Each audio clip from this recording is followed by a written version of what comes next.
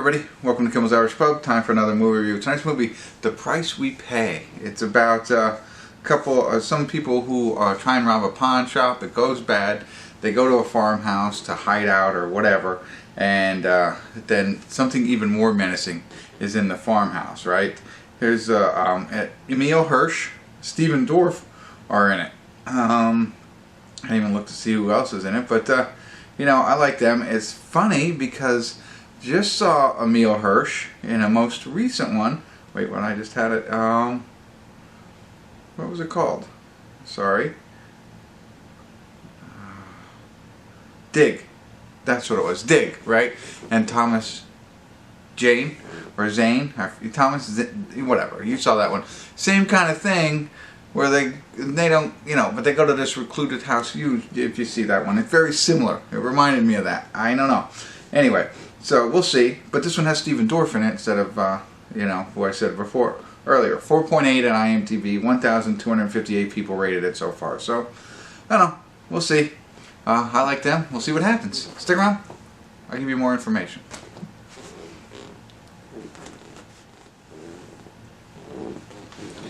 Hey everybody, we're at the credits of The Price We Pay, and I have to say it wasn't exactly what I was expecting, but as the credits roll here, no check-ins.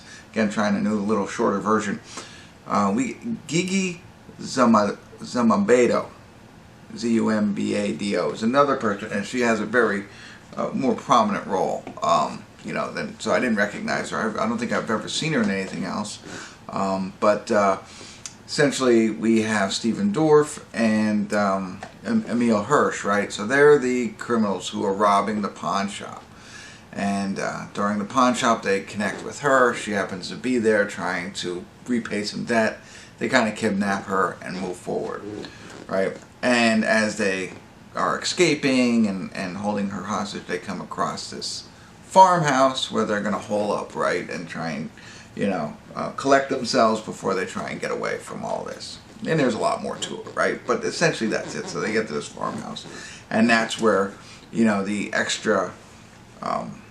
not extra, but I forget how they put it. The more sinister kind of stuff really takes place. What does it say? Menacing. Menacing was the word. Much more menacing stuff happens, right? So I really quickly made the connection of to myself. I think you think of man, not Leatherface. Not Leatherface. Well, House of Wax is one of them that comes to mind, and the other one I actually wrote. I can't believe I'm blanking right now. I'm nervous. Texas Chainsaw Massacre, right? So think of those. If you've seen those movies, that's what you're kind of getting yourself in on this one. Now, this one, very bloody, gory, dismemberment, like over the top, like almost too much. I think that would have been one of my small critiques on this film as I watched it for things that, you know, I'm considering. That was one of them. I thought some of it definitely made the film a little bit more interesting, and I liked it. I liked that aspect of it. But some of it was just okay. That too much, a little too much to make it almost silly. That is just small, you know, critique on this one. The other critique is escapability or ability to run from our main female character, Gigi, and it's on full display.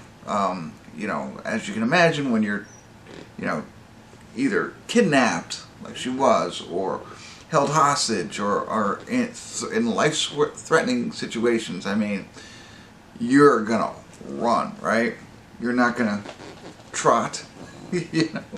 And it gets so bad they give like a drone shot of her trying to escape, and it's just bad. And I'm not saying it's her. I'm not saying she can't run. You know what I mean? It's just really, that is a big flaw in my eyes when you watch this film. So if you do decide to watch this, if you're okay with watching gore and stuff like that, and you get the idea of Texas Chainsaw Massacre and House of Wax, you might enjoy this film. But watch for that. Do yourself a favor. Otherwise, I found it interesting. Like I said, those movies come to mind. There's of course the twist, and I'm sure there's another movie, and I couldn't find it, but we're criminals. In both of those movies, they weren't criminals ending up in this, this house of horrors, I'll call it.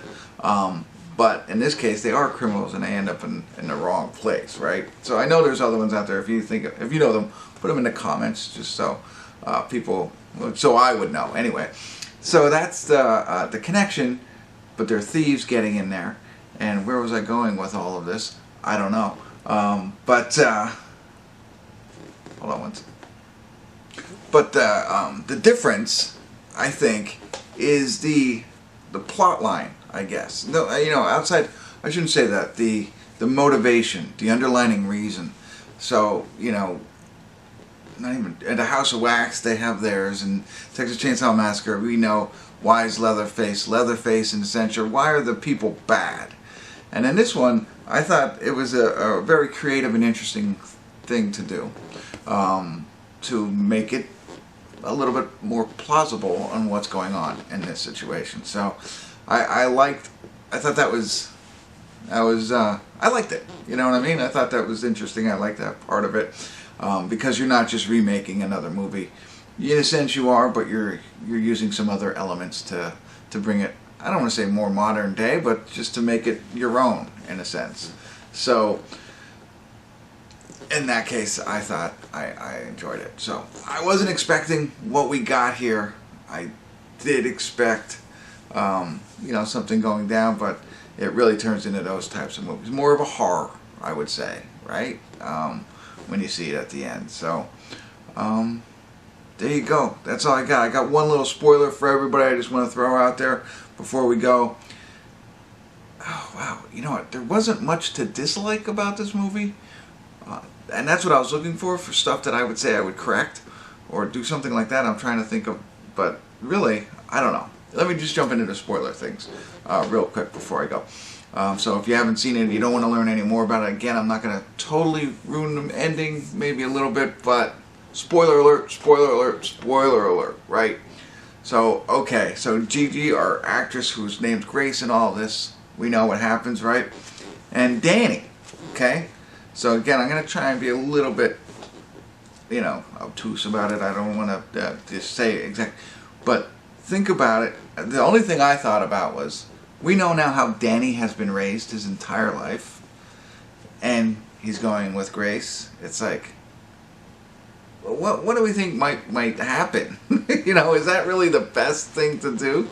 I'm all for it, man. I'll give you a ride to the bus stop kind of stuff. Maybe throw you a couple of bucks, but for helping me out. But I don't know if we're gonna be chilling for the rest of our lives, homie. You know what I mean? So, but not that I don't know how you write the ending differently. I did. So my thought, the only thought I have was, Danny turns on her. Boom. And the story continues. You know what I mean? Like, that would have been the only other thing, which I thought was cool. So maybe I'll try and write that up and create something. Anyway, so that was the only thing I wanted to talk to you about. Spoiler alert. So it's worth checking out, I think. If you've stuck with me this far, you're absolutely going to watch it, or you've already watched it. So let me hear your thoughts on it. And thanks for tuning in. Kimmel's Irish Pub.